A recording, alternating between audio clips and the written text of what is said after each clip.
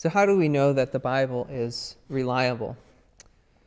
One of the amazing things about the Christian scriptures is the record we have of the original manuscripts going all the way back to very soon after they were originally written.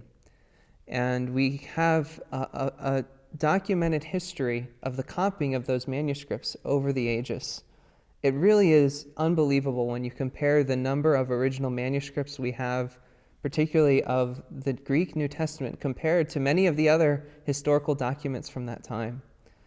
And what we see as we compare one manuscript, an older one from perhaps 100 or 200 years after the original writing, and we compare that with something that's 400 years after and something that's 1,000 years later, is we see that God has preserved his word.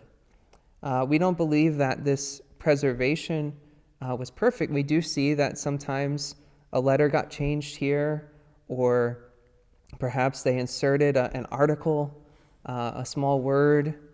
There are times when scribes make errors, but God has worked in such a way that there are so many manuscripts that by comparing and contrasting them, we can have great certainty that we have the original text that God has inspired and given to his people. So one way of putting that is that God has used the ordinary means of scribes and copyists who were dedicated to copying one manuscript and rewriting it over and over again.